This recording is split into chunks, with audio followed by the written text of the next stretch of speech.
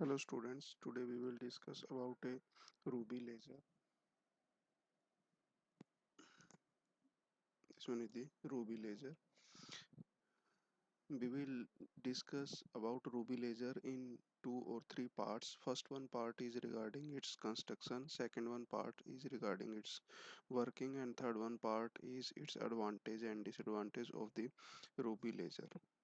Okay, first of all, we will discuss in detail about its construction. In case of a construction of a Ruby laser, this one tube is a ruby rod, this one pink color, fitted with the two flat ends having the width 5 to 10 millimeter, and one end of this one rod is full fitted with a mirror, that one is fully silvered, and the another one type, this one is the partially silvered mirror. तो यहाँ से आपके पास light totally अंदर reflect होगी और इस portion से somewhat portion of the light will be emitted out as a laser beam which we will get as a ruby laser. Now the ruby laser is further ruby rod है जो आपके पास, which one I am already shown you in the pink color, that one is fitted with the coiled xenon flash lamp, and which one is connected to the capacitor, this one, and further connected to the high terminal voltage. यहाँ पे आपके पास power supply है connected with the, this one is key. As soon as we insert the key in the circuit here, the first the power supply charges the capacitor connected in this one circuit, and when the this one capacitor discharges, it emit out energy. जो energy emit out होगी आपके पास, that one of a emitted out in a few milliseconds resulting a power output of a few megawatt. तो जो few megawatt की जो energy emit out होगी इसके अंदर से, that one energy is utilized to create a population inversion, or we can say to jump electron from their ground level to their excited level. तो हमने क्या बताया आपको कि सेंट्रल रोड एक हमने रूबी रोड ली है पिंक कलर की, fitted with the two mirrors M1 and M2. M1 mirror is fully silvered mirror, M2 mirror is partially silvered mirror, through which we will get a output as a laser beam, and whose width is 5 to 10 millimeter, and fitted with a further coiled xenon flash lamp which will act as a pumping source connected to a capacitor. Discharging of a capacitor will give us a few megawatt energy, that one energy it utilized to jump electron from their ground state to excited state. And aluminium oxide जो आपके पास है Ruby laser की construction के case में, aluminium oxide Al2O3 doped with the 0.05% of the chromium oxide Cr2O3. Some of the aluminium ions, these one ions are replaced by the chromium ion. These one chromium ions are responsible for the it's pink colour, जो मैंने आपको starting में बताया था जो Ruby road है, that one of A pink colour, तो वो पिंक कलर किसकी वजह से है? क्रोमियम आयंस की वजह से है. This one is all about its construction of a ruby laser. Okay, next we will explain about its working. Working can be explained on the basis of this one energy level diagram. Energy level diagram के case में हमारे पास this one is the E1 energy level ground state, this one is the ground state, and this one is E2 stage, and this one is the excited state E3. तो generally आपके पास number of atom ions कहाँ पे present होते हैं? Ground state के अंदर present होते हैं. जब हम जिनोन लैंप की वर्किंग होगी, कैपेसिटर डिस्चार्ज होगा, फ्यू मेगावाट की जो एनर्जी रिलीज आउट होगी वो आपके पास यहाँ से जंप करके एटम्स को कहाँ ले जाएगी? एक्साइटेड स्टेट में ले जाएगी. एक्साइटेड स्टेट में they will remain for 10 raise to power -8 second के लिए आपके पास यहाँ पे रहेंगे, which one is a very short time period, and after which they will automatically de-excite to the level E2 by a radiation-less transition. इस transition के द्वारा आपके पास वो E3 से E2 लेवल के अंदर डीएक्टिवेट सॉरी डीएक्साइट होके E2 लेवल पे आ जाएंगे. E2 level which one is metastable state. Metastable stage कौन सी होती है? जहाँ पे आपके पास एटम और आयन मैक्सिमम टाइम के लिए रिसाइड करते हैं. That one stage where the atom or the uh, ions stay for maximum time period, and this one time period is equal to 10 raised to power minus 3 second. ये minus 3 second का. this one time period is greater than 10 raised to power minus 8 second. This particular stage will act as a E2 stage, will act as a metastable stage. Okay. तो अब once the atom reached at the level E2, it will de-excite to the level E1 by the two processes, either by the process third और by the process fourth. Third number जो process है आपके पास de-excitation की, that one is corresponding to spontaneous emission. तो जब हमारे पास spontaneous emission से यहाँ पे डीके होगा. स्पॉन्टेनियस एमिशन कौन सा होता है? In which the atom ion present in the excited state will de excite automatically without any external agency of force और सोर्स ऑफ एनर्जी. तो दिस वन स्पॉन्टेनियस एमिशन से जो लाइट एमिट आउट होगी आपके पास 6943 एंगस्ट्रॉम्स की होगी.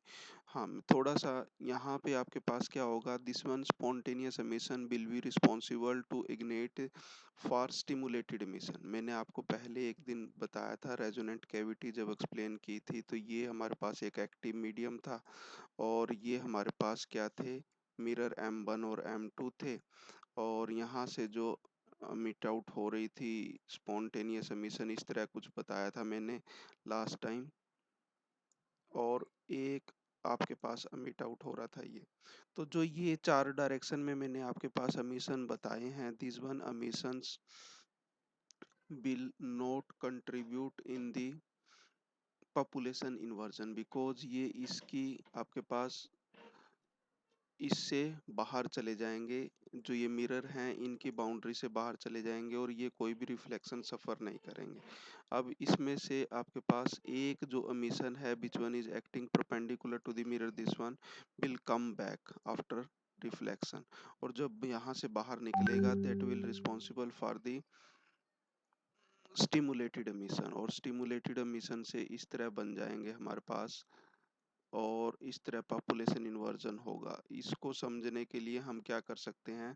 Population inversion का article detail में पढ़ सकते हैं. और इस तरह हमारे पास एक स्पॉन्टेनियस एमिशन से number of stimulated emissions emit out होंगे, because we know that when the stimulated emission is emitted out, the two photons are emitted. दो फोटॉन्स निकलेंगे, ये सेम वेवलेंथ के होंगे दोनों के दोनों और कोहेरेंट होंगे. तो एक स्पॉन्टेनियस एमिशन से आपके पास कितने बन रहे हैं? दो. दो से आगे कितने बनेंगे? चार. ये one photon emitted out two photon in case of stimulated emission. आगे दो से कितने बनेंगे? ए ऐसे बन जाएंगे आपके पास चार. और चार से आपके पास कितने बनेंगे? 8 बन जाएंगे.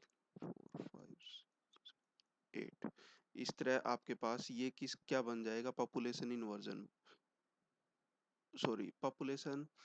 इससे आपके पास क्या होगी? एम्पलीफिकेशन होगी. तो हम जो लेजर के अंदर यूज करते हैं light amplification by stimulated emission, amplification आपके पास इस प्रोसेस से होगी. तो इस तरह सारे के सारे जो एटम यहाँ E2 लेवल के ऊपर प्रेजेंट होंगे वो डी एक्साइट होके कहाँ आ जाएंगे? E1 लेवल के ऊपर आ जाएंगे. E1 लेवल के ऊपर आने के बाद हमारे पास once again they will go to E3. here it will stay for 10 is to power minus 8 second. after non radiative radiation less process ये E2 प्रोसेस E2 स्टेज पे आ जाएंगे which one is act as a metastable stage. और metastable stage के आने के बाद it will come back to the even level by the two process. First one process is spontaneous, second one process is stimulated process. Stimulated process को इग्निट करने के लिए spontaneous process की रिक्वायरमेंट है.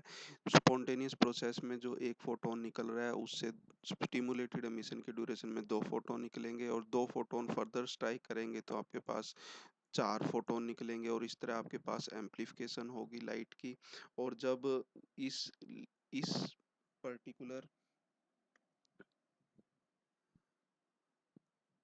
इस ट्यूब के अंदर जब बीम की इंटेंसिटी इतनी हो जाएगी so that it will get as a output beam, और हमें इस तरह क्या मिलेगा, ruby laser as an output मिल जाएगी. और आउटपुट के फॉर्मेट में हमें क्या मिलेगा, रूबी लेजर आउटपुट में हमें मिल जाएगी. अब हम बात करते हैं drawback of the ruby laser.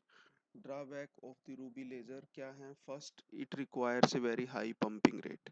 Pumping rate means हमारे पास क्या था, डी एक्साइटेशन होके पंप यहाँ पे ग्राउंड लेवल के ऊपर आपके पास टर्मिनेट हो रहा था. यहाँ से हम क्या करेंगे, ऊपर माइग्रेट करेंगे, और यहाँ पे पॉपुलेशन इन्वर्जन को अचीव करना हमारे लिए जरूरी है. तो पॉपुलेशन इन्वर्जन की क्या कंडीशन थी कि यहाँ पे जो number of atoms ions present हैं वो यहाँ इसके कंपैरिजन में, इस स्टेज के कंपैरिजन में टू थर्ड होने चाहिए. तो ये कब होगा, जब हमारे पास ऊपर जाने का जो रेट है ये वाला रेट ज्यादा होगा. तो that's why I have written here कि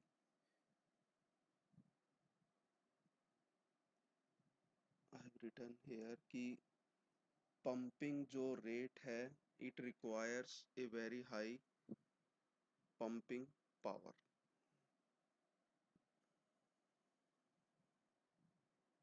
इसको पंपिंग पावर आपके पास ज़्यादा रिक्वायरमेंट है. सेकंड है, it is a pulsed laser instead of a continuous laser. जो रूबी लेजर की आउटपुट मिलेगी वो हमें पल्स की फॉर्मेट में मिलेगी. एक पल्स की जो ड्यूरेशन होगी that one is equal to 0.1 to 1 microsecond की पल्स होगी. Okay, let me select first pen.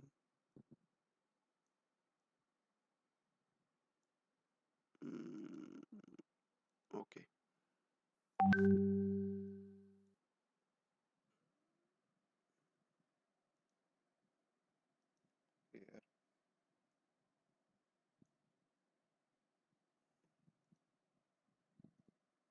तो पल्स ड्यूरेशन है आपके पास कितनी होगी इसकी, 0.1 टू 1 माइक्रो सेकेंड की होगी. और time interval between the two pulse, एक पल्स आने के बाद दूसरी पल्स कितनी देर बाद आएगी, 1 से लेके 10 माइक्रो सेकेंड का डिफरेंस होगा. तो अब हमने क्या देख रहे हैं कि जो पल्स का बीच का डिफरेंस है दैट वन इज, दो पल्स के बीच का डिफरेंस कितना है, 1 to 10 माइक्रो सेकेंड का. और पल्स जो मिट आउट हो रही है वो कितनी टाइम के लिए एग्जिस्ट कर रही है, ये वाला टाइम. हम देख रहे हैं कि आपके पास ये टाइम इंटरवल ज़्यादा है, दो पल्सेस के बीच का टाइम इंट. इसका मतलब कि दो पल्स, एक पल्स को बाद सेकंड पल्स कब आएगी उसके लिए कुछ टाइम लगेगा. तो पावर कितनी होगी उसकी, 10⁻⁴ टू 10⁻⁵ वाट की आपके पास पावर होगी. ठीक है. अब हम आपको बताते हैं कि ये इसका इसका इफेक्ट क्या पड़ने वाला है. It pulse laser instead of a continuous laser. पहली बात तो इसमें कंटिन्यूस लाइट नहीं मिलेगी. थर्ड है आपके पास रेट ऑफ, जो rate rate of achieving a population inversion is slow as compare to the pulse formation. Pulse form कब होगी इसके केस में, पल्स फॉर्मेशन यहाँ से, जब यहाँ से डी एक्साइटेशन होगा, यहाँ से जब लाइट यहाँ पे stimulated emission means fourth one process के द्वारा आएगी तो पल्स बन रही है. और पल्स बनने के लिए पहले आपके पास पॉपुलेशन इन्वर्जन कहाँ से कहाँ होगा, यहाँ से इधर जाएगा और इधर से डी एक्साइटेशन, तब जाके आपके पास पॉपुलेशन इन्वर्जन बनेगा. यहाँ से सेक E1 लेवल से E3 और E2 लेवल तक जाने का जो टाइम पीरियड है वो ज़्यादा है as compare to this one time period. तो इस वजह से आपके पास दो पल्सेस के बीच का डिफरेंस आता है, और डिफरेंस आ रहा है, और इसकी वजह से यहाँ पॉपुलेशन इन्वर्जन प्रॉपरली अचीव नहीं कर पाते हैं. तो पॉपुलेशन इन्वर्जन को यहाँ पे अचीव करने के लिए हमें क्या चाहिए, हाई रेट ऑफ पंपिंग चाहिए, पंपिंग का जो रेट है आपके पास वो हाई होना चाहिए। तो मीन्स जो थर्ड मैंने आपको इस केस में ड्रॉबैक बताई थी, थर्ड ड्रॉबैक क्या थी? थर्ड ड्रॉबैक थी इसके केस में कि rate of achieving population inversion is slow as compare to the population pulse formation. तो इसमें हाई पंपिंग रेट की आपके पास रिक्वायरमेंट है, ठीक है। तो this one is all about the construction working and drawback of the ruby laser. For the examination point of view, you can prepare this one article from these notes. Here everything is explained. And this one are the ruby laser is a pulse laser whose duration is this one, और दोनों के बीच का जो gap है ये है आपके पास, और हाई पंपिंग रेट की रिक्वायरमेंट है। This one in the main drawback of a ruby laser. This one is the all about working construction working and drawback of the ruby laser. Thank you students.